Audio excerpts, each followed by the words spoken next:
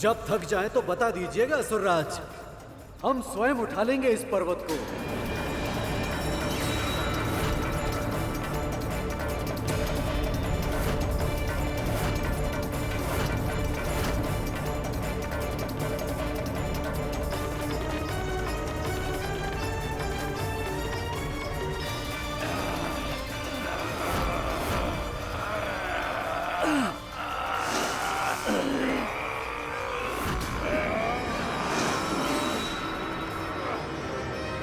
महाराजा बलि, अब देवताओं को प्रयास करने दीजिए।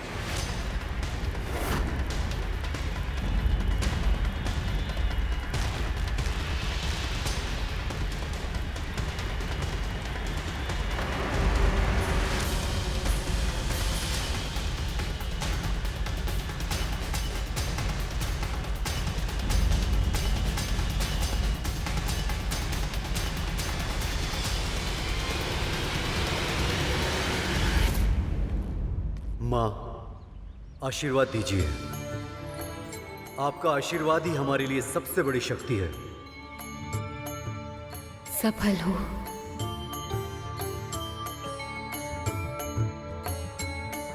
आशीर्वाद दीजिए गुरुदेव। सफल रहो। नारायण नारायण।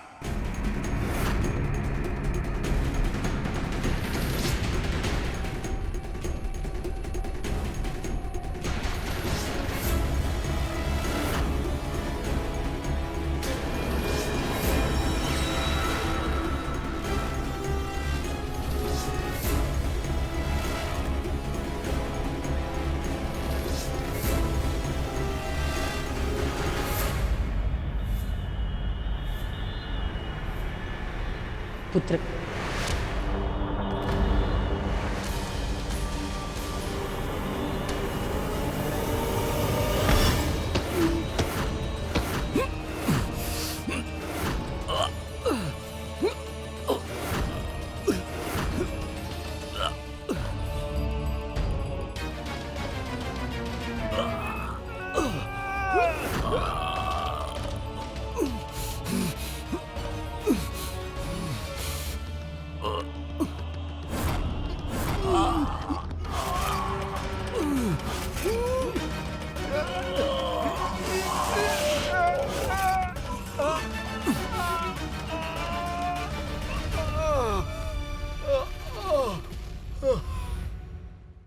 देवताओं, अपने बल का अंतिम कण भी झोंक दो। चलो।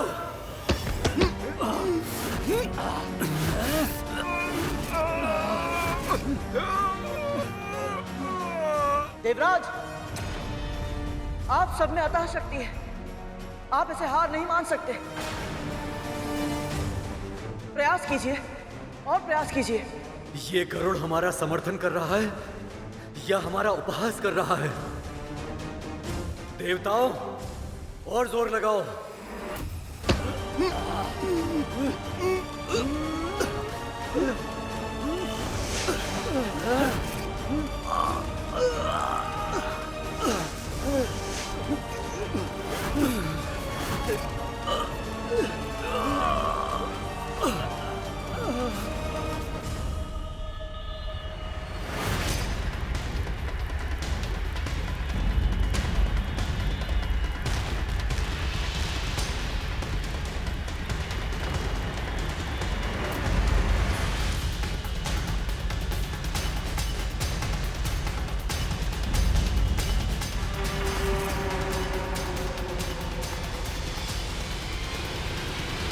क्या हुआ देवराज इंद्र? डींगे मारना बहुत सरल है इंद्र, परंतु अपने लक्ष्य को प्राप्त करना बहुत कठिन है। क्या हुआ इंद्रदेव? चुप क्यों हो? जीभ काट बन गई। बजरंग अपनी जीवा। नारायण नारायण। ये समय युद्ध करने का नहीं है। देवराज, असुरराज, आप दोनों को आभास भी है, ना तो आपको अमृत मिलेगा और ना ही मां लक्ष्मी इस संसार में वापस लौट कर आ पाएंगे।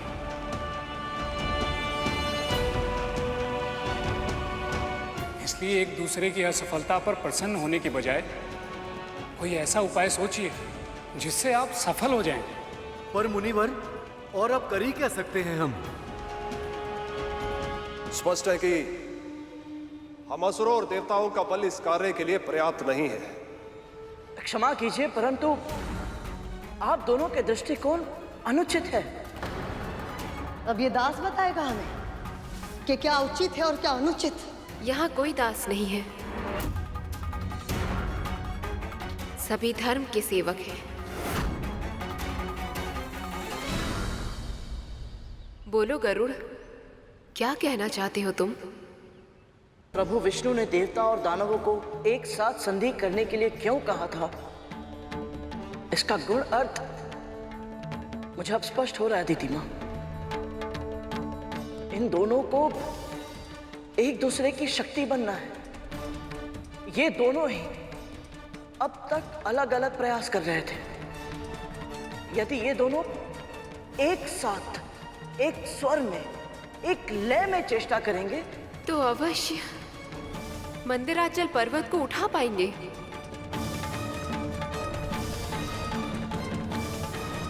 पुत्र, तुम्हारा सुझाव बहुत ही उत्तम है। अद्भुत गरुड़, अद्भुत। नारायण नारायण। भले ये गरुड़ सही कह रहा है। ये सुझाव भी वो उपाय है जो इस कार्य को सिद्ध कर सकता है।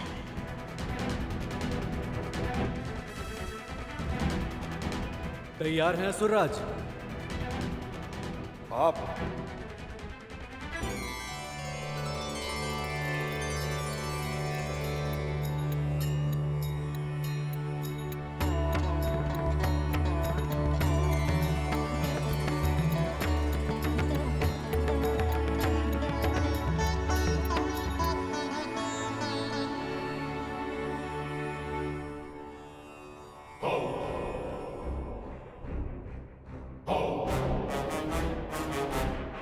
देख रहे हो भैया, सूरज उगे एक पहर हो गया, ये बुढ़ा अभी तक सो रहा है।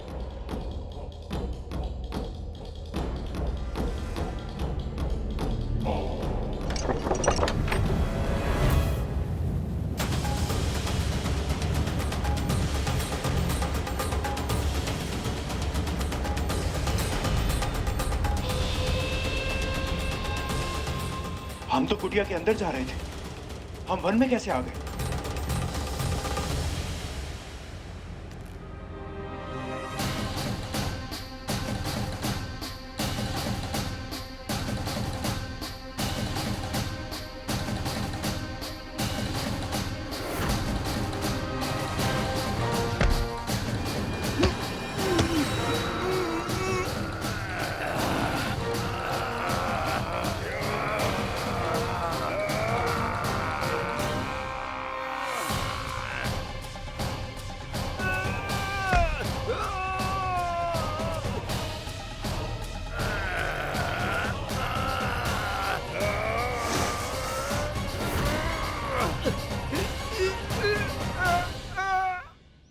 ये कैसे संभव है? हम यहाँ कैसे पहुंच गए?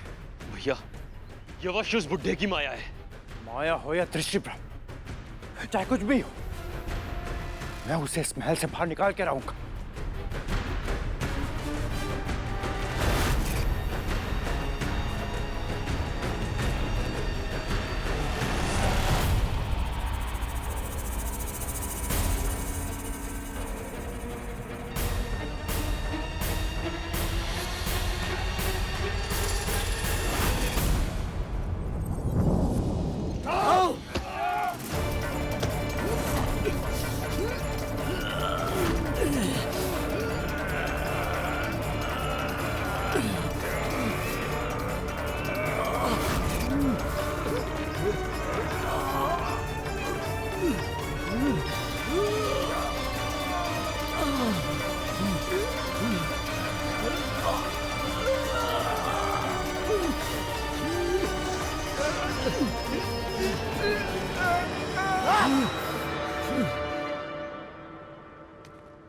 हम बहुत प्रयत्न कर चुके महाराज, ये पर्वत हमसे नहीं हिलेगा।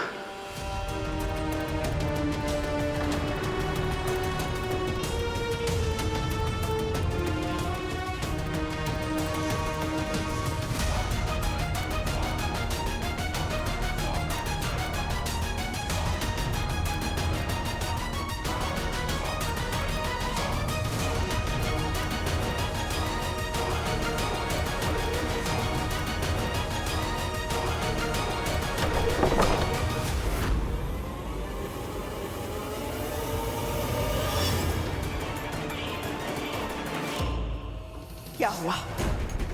फेंक दिया उस बूढ़े को बाहर? उसे महल से बाहर फेंकना तो दूर की बात है माँ। हम दोनों उस मायावी के आसपास भी नहीं पहुंच पा रहे माँ। देवों और दानवों की सम्मिलित शक्तियां भी इस पर्वत को उठा नहीं सकी।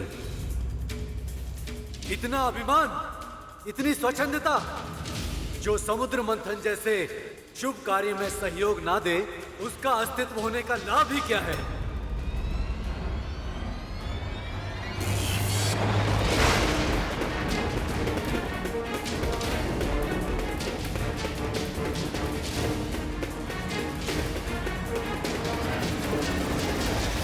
ये आप क्या कर रहे हैं देवराज?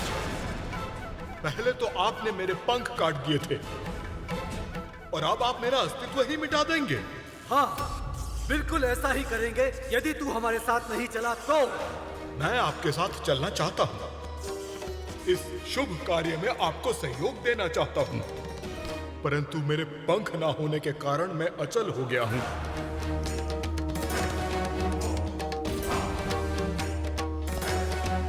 आप ये कार्य स्वयं नहीं कर पा रहे हैं तो इसका दंड आप मुझे देना चाहते हैं?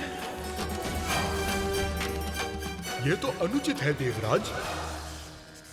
रुक जाइए देवराज।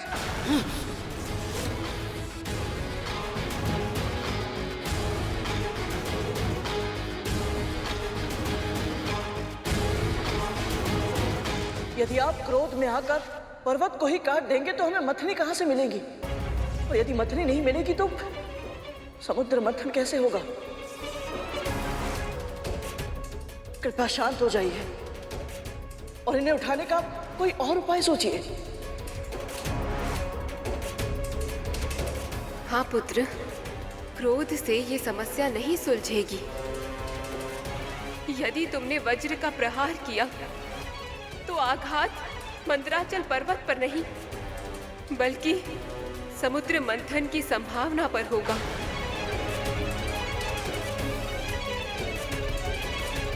इसीलिए धैर्य का परिचय दो पुत्र।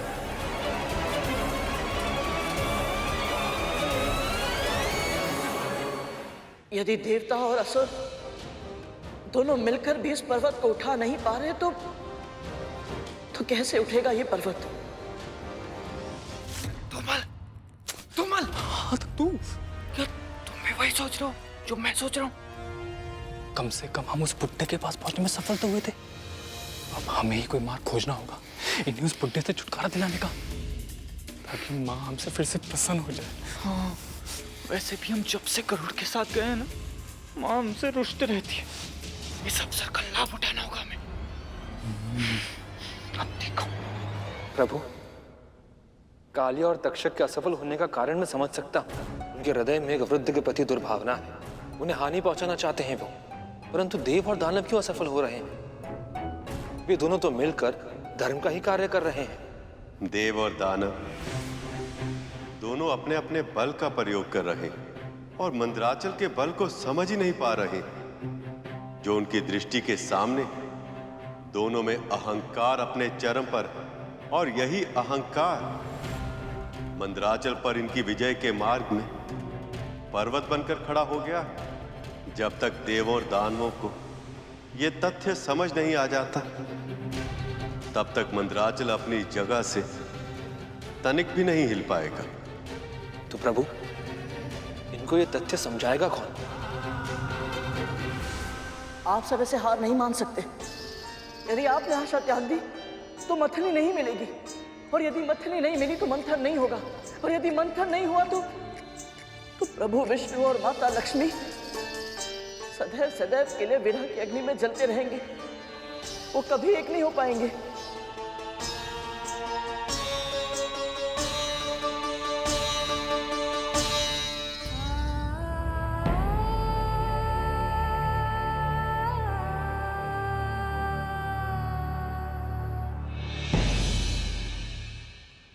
देवराज, मैं आपसे विनती करता हूं, कोई ना कोई उपाय निकालिए जिससे कार्य संभव हो पाए। महाराज बलि, आप में केवल बल ही नहीं बल्कि मायावी शक्ति भी है। कोई मार्ग निकालिए, मैं आपसे विनती करता हूं महाराज बलि।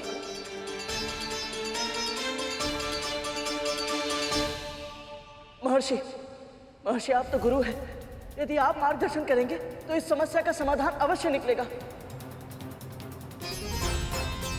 पुत्र,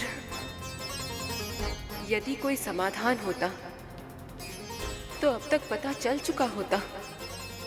वैसे भी तू क्यों इतना चिंतित हो रहा है? मथनी लाने का दायित्व तुझे नहीं मिला है, हम असुरों को और देवता को सौंपा गया है विष्णु द्वारा।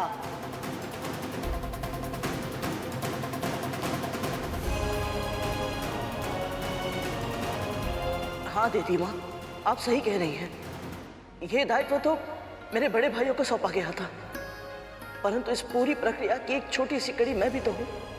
हो सकता है मेरा दायित्व यही है कि मैं अपने बड़े भाइयों को प्रेरणा दूं। मुझसे प्रेरणा देना सरल है पक्षी, स्वयं चेष्टा करके देखोगे तो पता चलेगा। इस पर्वत को हिलाना संभव है या नहीं।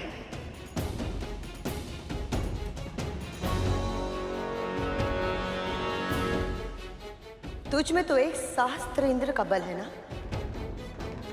तू क्यों नहीं प्रयास करता? जा प्रयास कर। ये आप कैसी बात कर रही हैं विमाता दीदी? जो कार्य हम सब मिलकर नहीं कर पाए वो उसे अकेला कैसे कर पाएगा?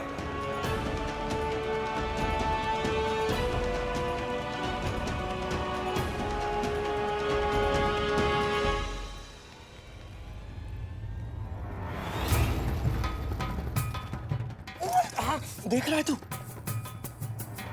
दुस्साहसी है बुड्ढा, पूजा के स्थान पर अपने पांव करके सो रहा है।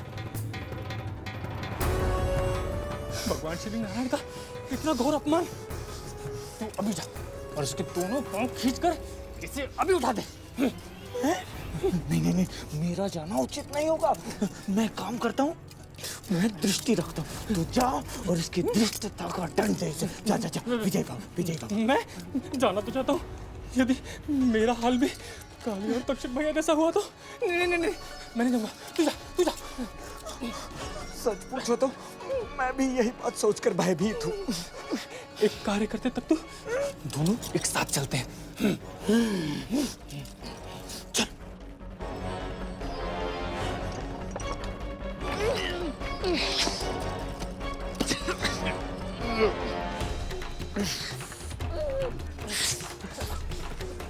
बुढ़े, नारायण का अपमान करते तनिक भी संकोच नहीं होता? उनकी दिशा से पांव हटाओ अपने, अभी।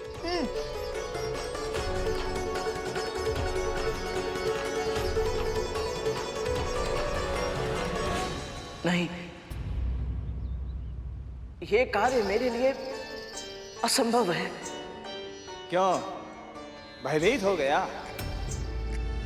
हाँ?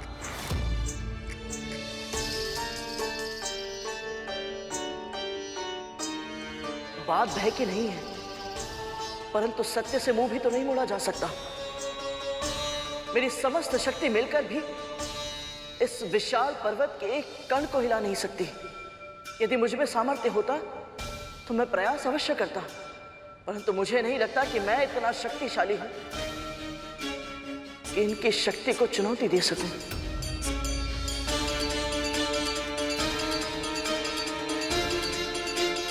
फिर भी यदि सब कह रहे हैं तो एक बार प्रयास तो करो। क्या पता प्रभु ने तुम्हें इसलिए भेजा हो। और वैसे भी तुम्हें ना शक्ति का अभिमान है और ना ही बल प्रदर्शन की इच्छा, और ना ही तुम्हारे पास कुछ खोने के लिए। पर भूल से भी यदि सफल हो गए प्रभु और मां को मिलाने में सहायक बनकर, तो तुम इस संसार को पा जाओगे।